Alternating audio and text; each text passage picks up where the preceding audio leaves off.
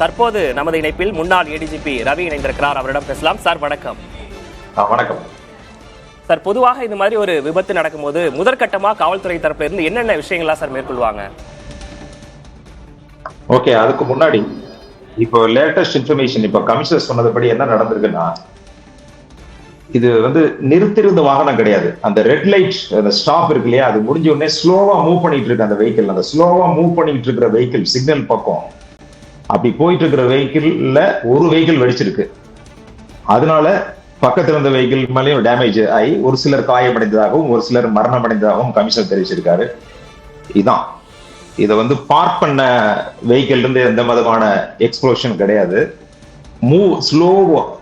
மெதுவாக நகர்ந்து சென்று கொண்டிருந்த வாகனத்தில் ஏற்பட்ட விபத்து அப்படிங்கிறார். அது வெடி விபத்து, எந்த விதமான வெடி விபத்து அப்படிங்கிறது தெரியல. இது சம்பந்தமாக அவர் சொன்னது FSL ஃபோரன்சிக் சயின்ஸ் லெபார்டரியில இருந்தும், NSG நேஷனல் செக்யூரிட்டி கார்டு, அடுத்து NIA இவர்களெல்லாம் விசாரணை செய்து கொண்டிருக்கிறார்கள் அப்படின்னு சொல்லியிருக்காரு. இதுதான் அப்டேட்டட். அது நடந்தது கரெக்டா 6:57 PM, 6:57 மாலை.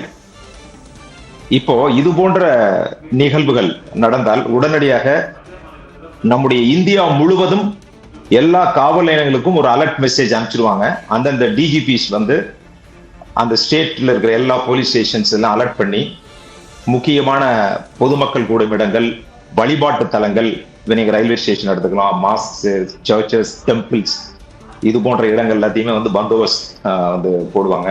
பெட்ரோல் பண்ண வெஹிக்கிள் எல்லாம் போயிட்டு இருப்பாங்க. ரோந்துகளை அதிகப்படுத்துவாங்க. இன்னைக்கு இரவு முழுவதும் நிச்சயமாக எந்த காவல்துறை அதிகாரிகளும் தூங்க முடியாது. ஏன்னா இது ஆக்சிடென்டல் எக்ஸ்ப்ளோஷனா அல்லது வெடிகுண்டினால் ஏற்படுத்தப்பட்ட விபத்தா அல்லது தீவிரவாதிகளுடைய தாக்குதலா அப்படிங்கிறத தெரிஞ்சிருத்தான் அடுத்த கட்ட விசாரணையை பல்வேறு என்போர்ஸ்மெண்ட் ஏஜென்சிஸ், விசாரணை அமைப்பினர் தொடங்குவார்கள்.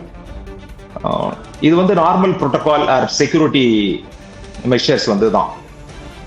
பெட்ரோலிங், பிக்கெட்ஸ், முக்கியமான பப்ளிக் பிளேசஸ்ல பந்தோபஸ்த், அப்புறம் ஒரு சில ரூமர் மாங்கர்ஸ் சொல்லுவாங்க இல்லையா, அதாவது இது போன்ற சமயங்களில் வதந்திகளை பரப்பி ஒரு வீணான பிரச்சனைகளை எழுப்புவதற்கு, ஒரு பதட்டத்தை உருவாக்குவதற்கு ஒரு சிலர் முயற்சி செய்வார்கள். அது போன்ற ஆட்களை அடையாளம் கண்டு அவர்களை கைது செய்வதற்கும் காவல்துறை தனியாக ஒரு குழுவை அமைப்பார்கள். பழைய கிரிமினல்ஸ் அவங்களே வாட்ச் பண்ணுவாங்க. ஏன்னா இந்த மாதிரி சமயங்கள்ல அவர்கள் ஒரு ஒரு நாச வேலைகள் ஈடுபடுறதுக்கான வாய்ப்புகள் இருக்கின்றன. இதுதான் நான் நடைமுறையில காவல்துறையினர் எடுக்கக்கூடிய நடவடிக்கைகள். சார், டெல்லியோட தலைநகர்ல இந்த மாதிரி இருக்கு. உடனடியாக அடுத்த கட்டமா பல்வேறு முக்கியமான இடங்களுக்கு பாதுகாப்பை உஷார் நிலையில் படுத்துவதற்கான ஏற்பாடுகள் செய்வாங்க அப்படின்ற ஒரு விஷயத்தையும் சொல்லியிருந்தீங்க சார். இப்போ சம்பவம் நடந்த இடத்துல உடனடியாக அதை முழுமையாக காவல்துறை கட்டுப்பாட்டுக்கு கொண்டு வருவாங்க. அடுத்தடுத்து இதுல என்னென்ன துறைகள்லாம் கொண்டு வருவாங்க சார்? தடவியல் துறை மாதிரி என்னென்ன விஷயங்கள்லாம் அடுத்தடுத்து செய்வாங்க சார்? ஏதாவது சீஸ் பண்ணுவாங்க, என்ன பண்ணுவாங்க?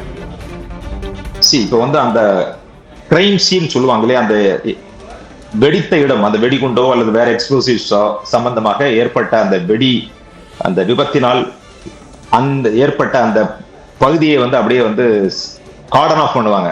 அதை செக்யூர் பண்ணிடுவாங்க. அந்த ஏரியா செக்யூர் பண்ணிட்டு அந்த உடைந்து போன பாகங்கள் இதெல்லாம் எடுத்துட்டு ஃபோரன்சிக் அனலைஸ் பண்ணுவாங்க. எந்த விதமான வெடிமருந்துகள் பயன்படுத்தப்பட்டிருக்கின்றன, அல்லது பேட்டரி வெடிச்சதுன்னா இந்த மாதிரி நடக்குமா, அல்லது இம்ப்ரூவைஸ்ட் எக்ஸ்ப்ளோசிவ் சொல்லுவாங்க, அதனால் ஏற்பட்ட விபத்தா, அல்லது வேறு ஏதாவது வேறு வகையான வெடிமருந்துகளை வைத்து ஏற்பட்ட ஒரு விபத்தா அப்படிங்கிறது எல்லாமே அனலைஸ் பண்ணுவாங்க.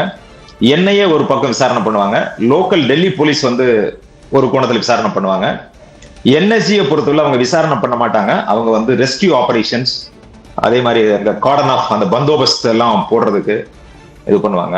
அப்புறம் இன்டெலிஜென்ஸ் பியூரோ மற்றும் பல்வேறு உளவு அமைப்பினர்கள்லாம் இதுல ஈடுபட்டு எந்த சோர்ஸ் மூலமாக வந்தது, இந்த வெஹிக்கிள்ஸ் யாருடைய வெஹிக்கிள், அதை ட்ரேஸ் பண்ணுவாங்க. ஸ்டோலன் வெஹிக்கிளா அல்லது ஓனரே ஓட்டிட்டு போன வண்டியா அல்லது ஹையர் பண்ண வண்டியா, டாக்ஸியா, இது போன்ற விவரங்களை எடுத்து அந்த வாகனத்தை ட்ரேஸ் பண்றப்போ அது எங்கெங்கெல்லாம் போச்சு அப்படிங்கிறத கண்டுபிடிக்க முடியும். அந்த வாகனத்தில் இருந்த செல்போன் மூலமாக அந்த லொகேஷனை கண்டுபிடிக்க முடியும். இப்படி பல்வேறு கோணங்கள்ல விசாரணை பண்ணி நிச்சயமாக இந்த வெடி விபத்திற்கு காரணம் யார் என்பதை நிச்சயமாக விரைவில் கண்டறிய முடியும். இந்த சமயத்துல நம்ம எல்லோருமே ஒரு பொறுப்புணர்வோடு செயல்பட வேண்டும். வீணான வதந்திகளை பரப்பக்கூடாது. விசாரணை அதிகாரிகள், இப்போ டெல்லி போலீஸ் கமிஷனர் பேசினார், அதை நீங்க வந்து டெலிகாஸ்ட் பண்ணீங்க. இது போன்ற அத்தாரிட்டிஸ் அவர்கள் என்ன சொல்கின்றார்களோ அதுதான் உண்மையான நிலவரமாக இருக்கும். மற்ற நீங்கள் சமூக ஊடகங்கள் இப்பெல்லாம் வந்து artificial intelligence generated newses, images எல்லாம் வரும். அவங்க பெரிய பூதகரமான ஒரு விஷயமாக காட்டி ஒரு பதட்டத்தை ஏற்படுத்த முயற்சி செய்வார்கள். இதற்கெல்லாம் பொதுமக்கள் எச்சரிக்கையாக இருக்க வேண்டும். அவர்கள் ஒரு சில வதந்திகளை நம்பக்கூடாது. இது போன்ற தருணங்கள்ல பொதுமக்களுடைய ஒத்துழைப்பு வேணும்னு சொல்லியிருக்கீங்க. சமூக ஊடகங்கள்ல தவறான தகவலை பரப்புதல் நிறுத்தணும் அப்படின்ற ஒரு விஷயம் சொல்லியிருக்கீங்க சார். விசாரணை அமைப்புகள் ஒவ்வொன்றும் என்னென்ன விஷயங்கள் எல்லாம் மேற்கொள்வாங்க அப்படிங்கிற விஷயத்தையும் நீங்க சொல்லியிருந்தீங்க. இப்ப காவல்துறை தரப்புல இருந்து, ஏன்னா இப்ப காவல்துறை ஆணையர் அங்க வந்து பேட்டி கொடுத்தாரு, காவல்துறைக்கு இதுல என்னென்ன விஷயங்கள் எல்லாம் முக்கியமா கூர்ந்து கவனிக்கப்பட வேண்டிய விஷயமா இருக்கு சார்? காவல்துறை வந்து இது பல்வேறு கோணங்களை விசாரணை பண்ணுவாங்க. இது வந்து விபத்தா அல்லது வந்து ஒரு தீவிரவாதமா, பயங்கரவாதமா, அல்லது வேற ஏதாவது சரியா அப்படிங்கிறத அவங்க விசாரிப்பாங்க. அடுத்து வந்து இது வந்து தீவிரவாதிகளுடைய வேலையாக இருந்தால் வேற எங்கேயாவது இது போன்ற ஒரு நிகழ்வை ஏற்படுத்தி விடக்கூடாது அப்படிங்கிறதுனால முன்னெச்சரிக்கை நடவடிக்கை எடுப்பாங்க. எல்லா இடங்களையும் வந்து வெஹிக்கிள் செக் பண்ணுவாங்க. அதே மாதிரி அவங்க லிஸ்ட்ல வச்சிருந்திருப்பாங்க, இவங்கெல்லாம் வந்து பொட்டன்ஷியல் ட்ரபிள் மாங்கர்ஸ் அப்படின்னு சொல்லி அவர்களை வந்து கண்காணிப்பார்கள். ஒரு சிலர் வந்து முன்னெச்சரிக்கை நடவடிக்கையாக கைது செய்வார்கள். இப்படி பல்வேறு நடவடிக்கைகளை காவல்துறை எடுக்கும். இப்பதான் வந்து ஒரு கோஆர்டினேஷன் சொல்லுவாங்க இல்லையா, உங்களுக்கு வந்து எல்லா state police, state intelligence agencies, national intelligence agencies எல்லாமே சேர்ந்து அவர்கள் ஒருங்கிணைந்து இப்பொழுது செயல்படுவார்கள்.